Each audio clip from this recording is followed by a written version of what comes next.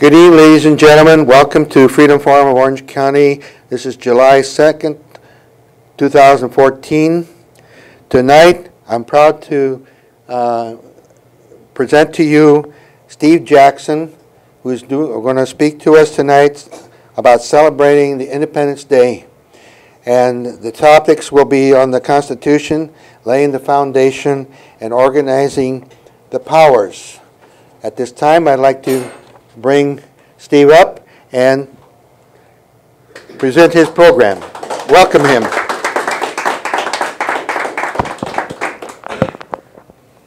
Thank you very much, Bob. It's really great to be here during the week that we celebrate the 238th birthday of our country. You couldn't have planned it better. 2 more days is the big day, Independence Day. And it is Independence Day. Please call it that, not just the 4th of July, because too many people do not understand what we're celebrating. Call it what it is. Call it Independence Day. I've taught the Institute on the Constitution for about, well, this is my 18th year. It's a 12-week series on the Constitution, but of course during that time I've had many requests from people that don't you have something shorter, don't you have something shorter, because that's a big commitment, 12 weeks of time. And for many years I really didn't have something shorter, and I couldn't find something shorter that I felt was adequate. And so I finally decided to produce a couple of things that were shorter.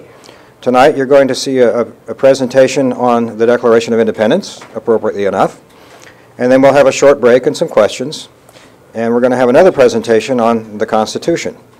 Bob wanted me to do both of these tonight. They're designed to be a sister pair. Normally I don't get the opportunity to present both of them on the same night, but we're going to do that tonight. So,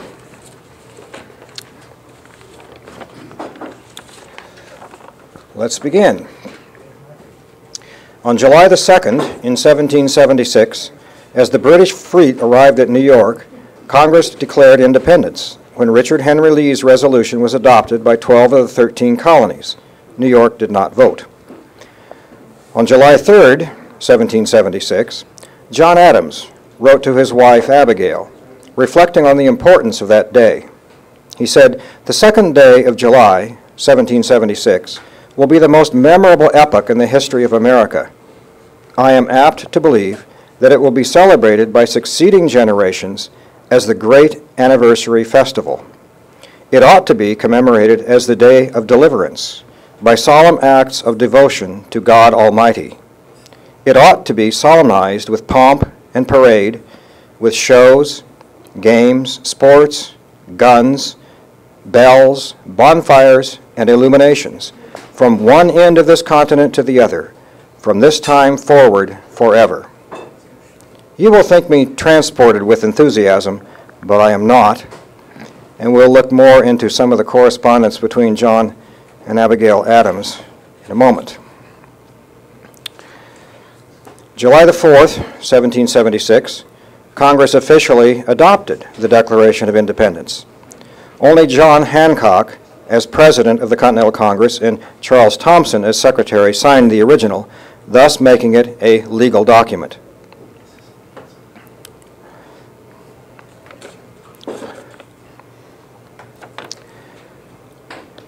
The Declaration of Independence is, of course, the birth certificate of the United States of America. Because of the Declaration, we know when we were born, we know exactly who our fathers were. And we know, more importantly, the principles upon which our country was founded, because the Declaration is rich with America's first principles. That's what they were referred to originally. The words of the Declaration itself are these: to institute new government, laying its foundation on such principles, that's the Declaration of Independence, and organizing its powers in such form, ... that's the Constitution. We'll talk about that document a little later. Right now we're focusing on the Declaration of Independence. The Declaration principles once united us. These principles today have become controversial, but at one point in our history, these great Declaration principles served as the great unifying force that united us. This, of course, is a photograph of the Declaration of Independence. You can't read that, But this reminds me that in 2004, Hollywood came out with a movie called National Treasure. How many of you saw National Treasure? The plot of it went something like this, that somehow on the back of the Declaration of Independence, the founders had encoded some sort of secret map or secret code to find this great treasure trove of wealth. Well, I submit that the value and the wealth of the Declaration of Independence is not hidden somewhere on the back. It's right here on the face. This is our national treasure, the front of the Declaration of Independence. The first principle in the Declaration of Independence is the principle of something called natural law. We don't hear the term too much today, but our founders were quite familiar with the term. Natural law is part of God's law. The other part, by the way, is revealed law. But natural law, being a part of God's law, is knowable through reason and conscience alone. That separates it from revealed law. But natural law is knowable through our reason and conscience alone. It consists of physical laws, which we study and know through the scientific method. It also consists of moral laws. Romans 2:15 speaks of the law written in their hearts. That's really natural law. Cicero and Blackstone, two of the founders' favorite artists and philosophers, said that natural law is the only basis for a stable society. In fact, the book, The 5,000-Year Leap by Skousen, it actually lists 28 different founding principles of the country, and principle number 1 is the idea of natural law. I have some copies of that book in the back. If you have not read The 5,000-Year Leap, you need to read it. The Declaration of Independence, again, the words say, to which the laws of nature and nature's God entitle them. Thomas Jefferson and the other founders based their whole rationale for declaring independence upon the laws of nature and nature's God. Reason, of course, it was known as the Age of Reason.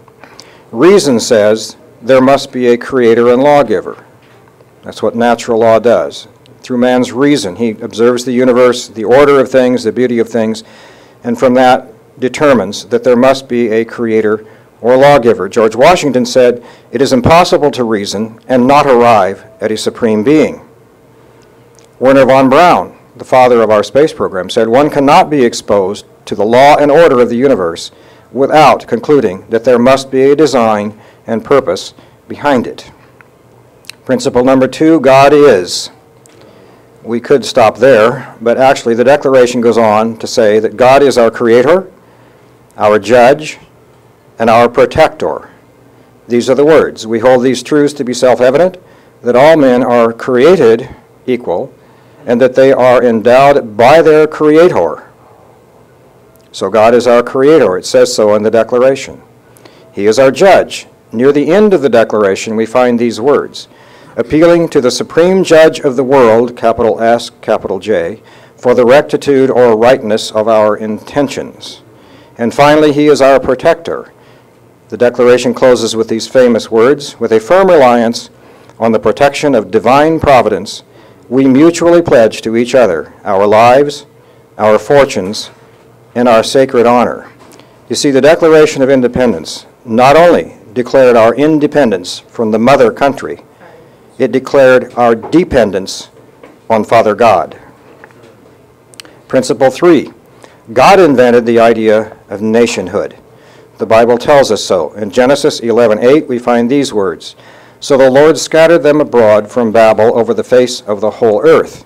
In Deuteronomy 32:8, when the Most High gave the nations their inheritance and separated the sons of man, he set the boundaries of the peoples. In Acts 17:26, he made from one every nation of mankind to live on all the faces of the earth, having determined the boundaries of their habitation. So God invented the idea of nationhood. What does the Declaration say? The laws of nature and nature's God entitle them to separate and equal station among the powers of the earth.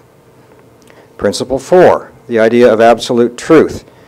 We're familiar with these famous words in the Declaration. We hold these truths to be self-evident, in other words, requiring no further proof. Truth is the necessary foundation of natural law. Cicero defined natural law as true law, and then he said true law is right reason in agreement with nature. It is of universal application, unchanging, and everlasting. The truth is incontrovertible. Malice may attack it, ignorance may deride it, but in the end, there it is. That's Winston Churchill.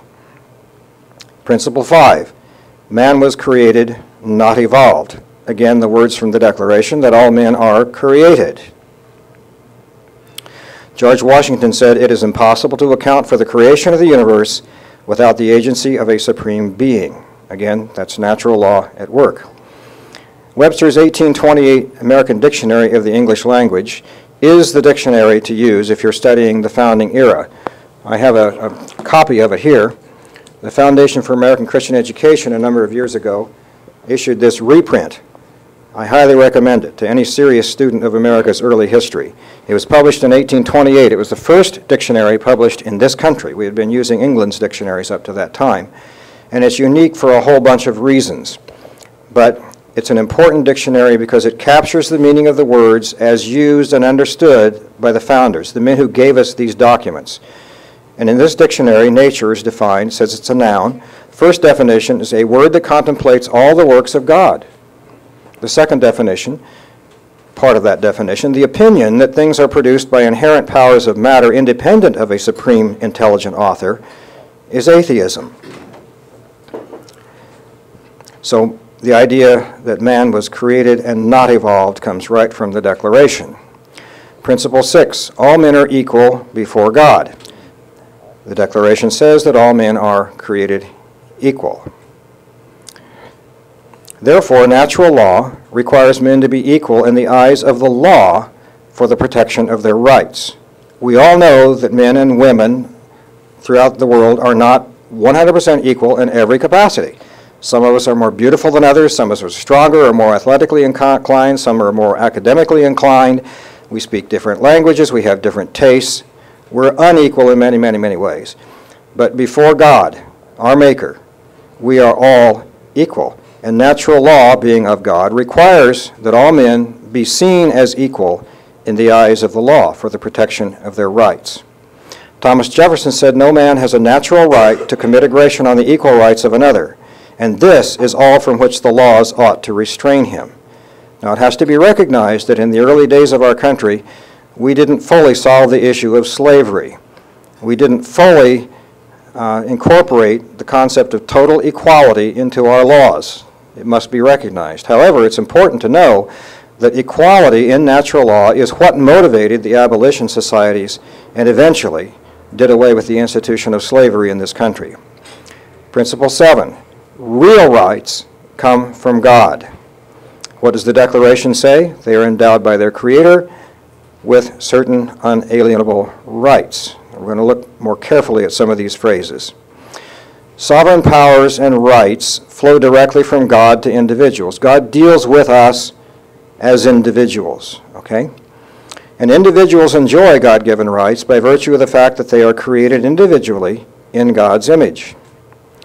Licenses, permits, privileges, and immunities, on the other hand, are granted by governments.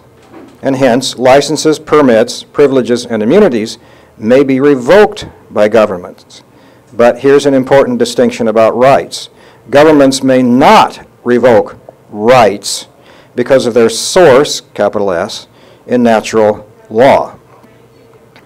Principle 8, only just rights given by and conforming to God's will can be called rights. Otherwise, it's an abuse of the word, and we hear that word abused constantly now. The Declaration says they are endowed by their Creator with certain unalienable rights again. Webster's 1828 American Dictionary defines the word right as a noun as follows. Number 1, conformity to the will of God or to His law. If something is a right, it has to be in conformity to the will of God or to His law. The 5th definition is just claim, legal title, or ownership. We're a little more familiar with those kinds of terms. And finally, the 11th definition is authority or legal power. But the first definition is conformity to the will of God or to His law. That's what a right is. So one might ask, What of so-called rights to abortion, assisted suicide, sodomy, or same-sex unions? If rights come from God, could those be rights when His Word very clearly speaks against those things? Our Supreme Court used to get these things right. In a case in 1986, Bowers versus Hardwick, the decision came down, there is no such thing as a fundamental right to commit homosexual sodomy. They used to get these things right. Another case, McGowan versus Maryland, 1961. There is a moral law which the state is powerless to alter. In recent times, however, the state seems to think that they can pass laws and somehow violate natural law. It doesn't work. It can't work. Principle 9, the idea of unalienable rights.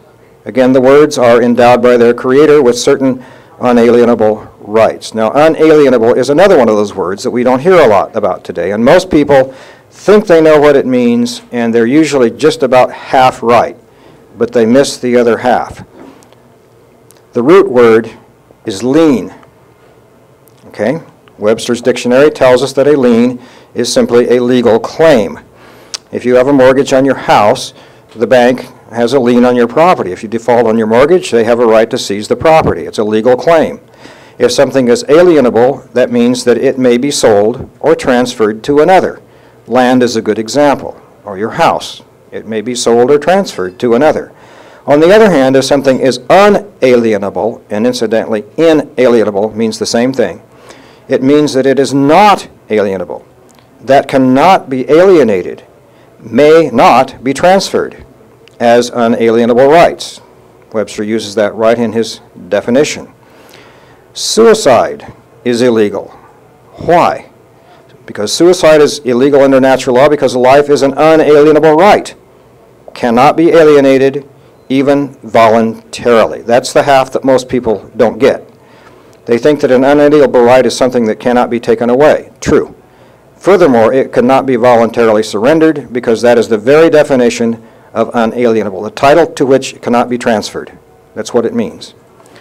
Principle 10, the idea of natural rights. Among these are life, liberty, and property. Now, if you've read your Declaration of Independence lately, something about that should not quite sound right. What does the Declaration of Independence say? Life, liberty, and pursuit of happiness. Ah, yes. The Declaration says life, liberty, and the pursuit of happiness. What of property? We'll talk about that in a minute. Jefferson expanded on the property term used by Sir William Blackstone, John Locke, colonial patriots. All the writings of that time spoke constantly of the big three rights, life, liberty, and property. Life, liberty, and property. It was a big deal. Everybody talked about them every day. But Jefferson expanded on that term and replaced property with pursuit of happiness. Interesting to consider why that might have happened, but that's a little beyond our scope tonight. Pursuit of happiness, however, does capture the belief that happiness is possible only when one is trying to live according to God's law. Blackstone, he's the legal expert that the founders cited, and that all legal cases cited for decades after the founding of our country. Sir William Blackstone, an English barrister. He wrote that God has so intimately connected the laws of eternal justice with the happiness of each individual that the latter cannot be attained without observing the former. This is backed up by Ecclesiastes 3:12 and 13. The essence of those verses are that God wants man to be happy. Particularly, he wants man to be happy enjoying the fruits of his own labors. That's the essence of that verse, happiness, and it does involve property. Principle 11, the sole purpose of government is to protect God-given rights.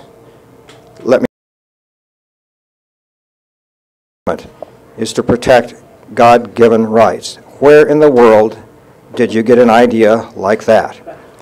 The Declaration says that to secure these rights, governments are instituted among men. What rights? The ones we just talked about. The unalienable rights of life, liberty, and the pursuit of happiness, or life, liberty, and property. To secure those rights, governments are instituted among men. That is why we have government. Try asking your average politician, what is the purpose of government, and see how close they come to that answer. Most of them don't have a clue.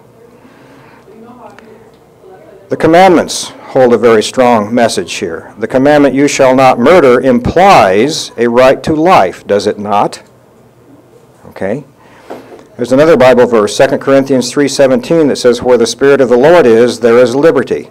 If that's true, then the converse would read, "Where the Spirit of the Lord is not, there is no liberty." So we can see from that "you shall have no other gods before me" implies a right to liberty, as does "you shall not bear false witness." Why? Because if there's a court case, you're accused of something, and somebody comes in, bears false witness, and lies and said you did something when you in fact didn't, you can have your liberty taken away. You can find yourself in prison. So "you shall not bear false witness" implies, among other things, a right to liberty. And in Exodus 21:16, there's a penalty for man-stealing. That also implies a right to liberty. What about property? "You shall not steal." That implies a right to property. If we did not have a God-given right to property, then why did God lay down the commandment, "Thou shalt not steal"? It implies that there is a right to property. So those are the big three: life, liberty, and property. Thomas Jefferson, I think, knew a little bit about liberty. He was the primary author of the Declaration of Independence. This is the Jefferson Memorial in Washington, D.C. And engraved in stone inside the Jefferson Memorial, among other things, are Jefferson's words: "God who gave us life gave us liberty." That sounds like the Declaration of Independence. "And can the liberties of a nation be thought secure when we have removed their only firm basis, a conviction in the minds of the people that these liberties are of the gift of God?" Read that again and let the words soak in. God who gave us life gave us liberty. And the question is, can the liberties of a nation be thought secure when we have removed their only firm basis? And what is that basis? A conviction in the minds of the people that these liberties are of the gift of God. That is why, ladies and gentlemen, that it is so important that the words "In God We Trust" be in full view of the public all of the time. Because believe me, the enemies of freedom, they understand this statement by Jefferson very well. We need to understand it. We need to understand and be reminded constantly that our liberties are a gift of God, as are our rights. They come from God. So without "In God We Trust," where is the security for our liberties? Principle 12. Government and rulers are limited to acts done with the consent of the governed. What does the Declaration say? Governments are instituted among men, deriving their just powers from the consent of the governed. A great Americanist principle. Judges 8:22 said, "The men of Israel said to Gideon, 'Rule over us.'" Gideon didn't step forward and say, "Bow before me." The people said, "Rule over us." Judges 9:6 says, "The men of Shechem made Abimelech king." Same idea. However, King George III imposed many abuses on the colonies, denying colonists their rights of Englishmen. They had not consented to the 27 abuses listed in the Declaration.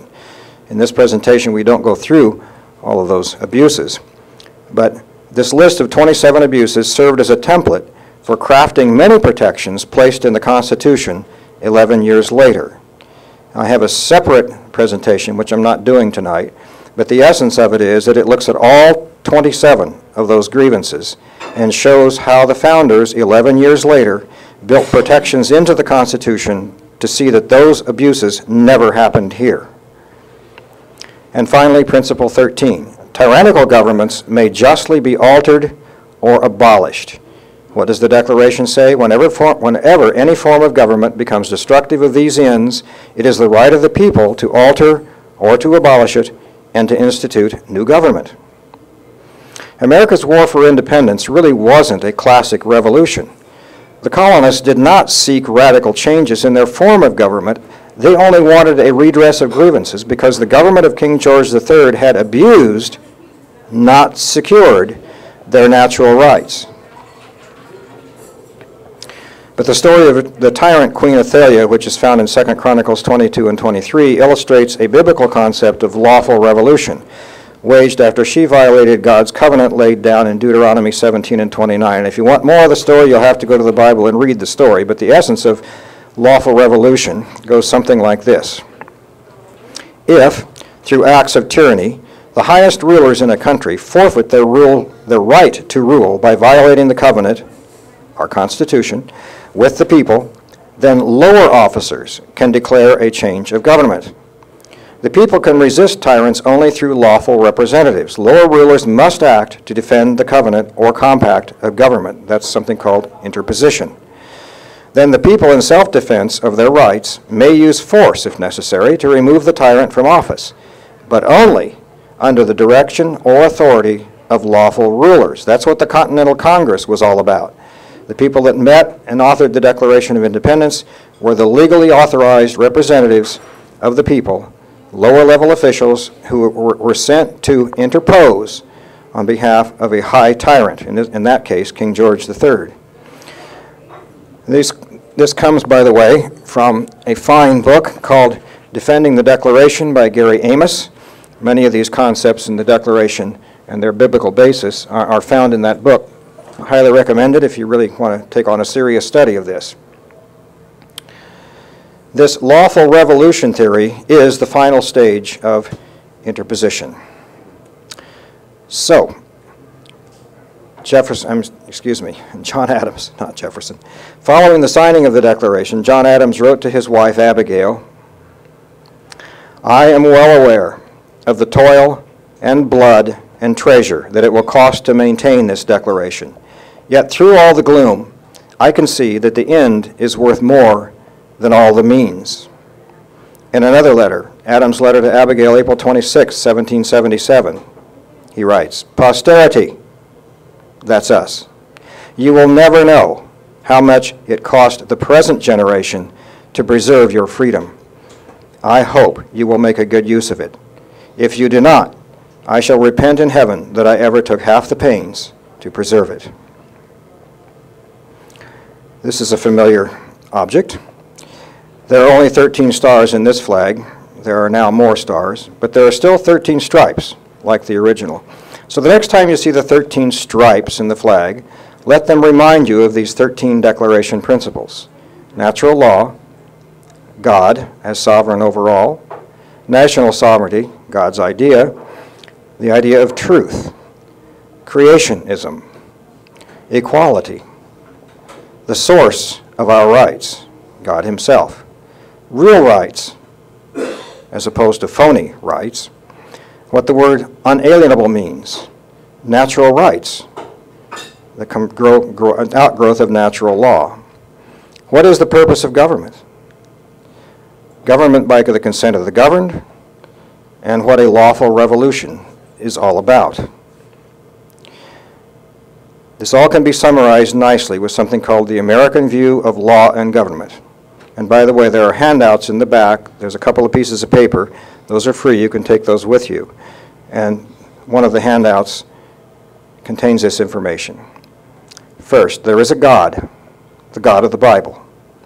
Second, God is the source of law and rights. And third, the purpose of government is to protect God-given rights. That, ladies and gentlemen, is the American view of law and government. Questions? Yes, sir. In there it said something about man stealing or man steal. I don't know what that means. Basically, it's kidnapping. Oh, all right.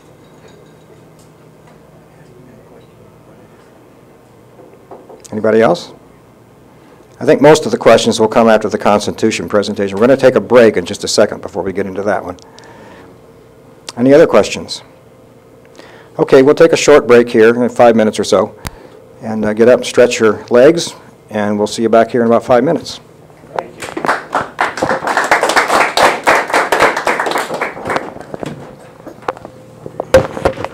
I want to see that dictionary again. Is that the same as Black Law Dictionary? No, Black Law Dictionary is different. This is original